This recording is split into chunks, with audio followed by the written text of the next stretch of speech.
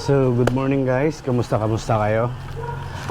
At last episode natin mga kalamat ay pumunta tayo ng Dolores, Quezon. Nag-moto camping tayo doon. At pasensya nyo na, ngayon lang tayo nakapag-video ngayon na pag-install ng mga accessories ni Red sa Honda Click natin. So, ngayon mga kalamat, dahil wala tayong biyahe ngayon, may papalitan tayo sa kanya na bushing o di kaya washer niya doon sa motor natin na si Honda Click. So mayroon tayong in-order dito na spare parts. Hindi ko alam kung magkatugma siya mga kalamat, kasi nakita ko doon sa review plug and play siya. So hindi kasi tayo nakapag-review sa mga accessories na ikakabit natin kay Red dahil nakapokus tayo sa moto camping. Kaya bihira na lang tayo nag-upload sa review natin. Kaya yung mga nagtatanong dyan, pasensyahan nyo na mga kalamat dahil hindi na tayo nakagawa ng content. So ngayon, ito na yung ginawa natin content para papalitan natin na spare parts sa bushing sa front rear natin sa Honda Click. Ito siya mga kalamat. Ito yung ipapalit natin sa kanya.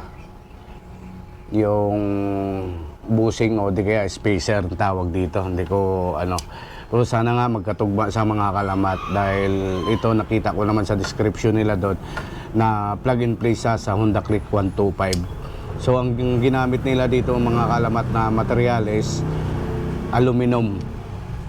So bali silver yung kinuha natin dahil yung mga accessories natin na kinabit kay Red ay puro silver, kaya hindi mari na iba pang kulay na gagamitin natin sa kanya. So install na natin to mga kalamat at sana nga magkatugma yung parts na to sa kanya at subukan natin kung magkatugma nga ba talaga. So tara mga kalamat, tanggalin muna natin yung harap ng gulong para maikabit natin to. So ito yung papalitan natin mga kalamat dito, yung spacer ba to o di kaya bushing o ano tawag dito. Ito yung mga kalamat na sa harap. So hindi na natin tatanggalin to, yung rubber nya, yung o-ring sa mags. Kaya ito, kabilaan yan mga kalamat, yan tatanggalin natin to.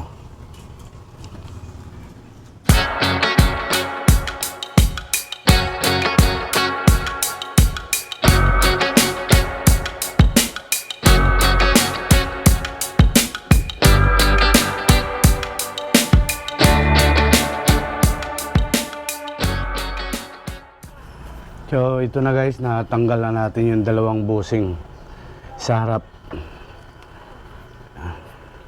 Pero itabi lang natin to, dalhin lang natin lagi, tago natin. So sukatin natin to mga kalamat. So parehas naman yung haba nya, ang sukat, tsaka yung isa, yan parehas naman yung haba nya, kaya plug and play lang siya. So ito lang kagandahan mga kalamat, dahil yung rubber sa bearing hindi na natin tatanggalin, bali plug and play na siya. So try kabitan natin to mga kalamat. Ayan, ganyan lang yan mga kalamat. Ayan o, saktong sakto. Maganda kasi hindi na siya tatanggalin yung rubber nya sa loob, bali sasalpak na lang to. Ayan. Saka ito sa harap. Ayan. Ayan. Kaya maganda sa mga kalamat, no? Yung So ngayon kabit na natin to. Ayan. Ganyan yung forma niya mga kalamat.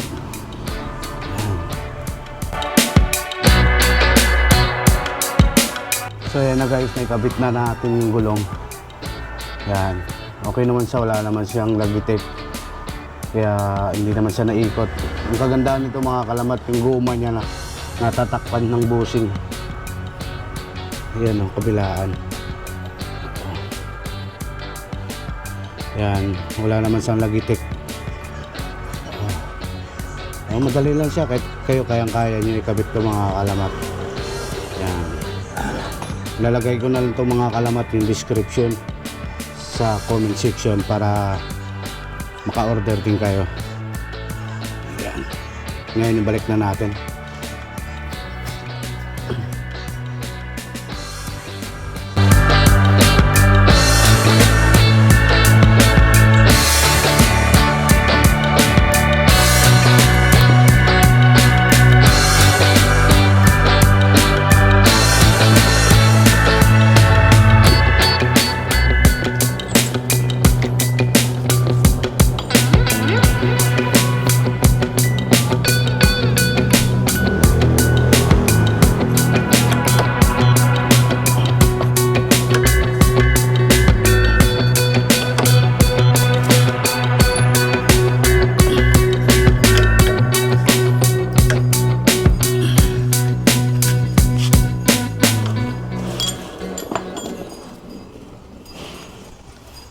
So yun, okay mga kalamat tayo na.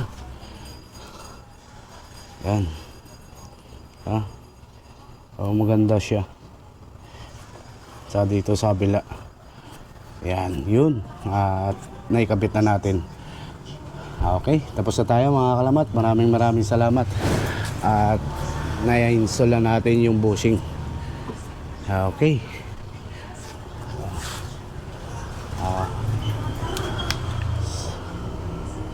So next time ulit mga kalamat at tayo ibabiyahe na naman. At mayroon tayong tinatarget na campsite. Okay. Thank you.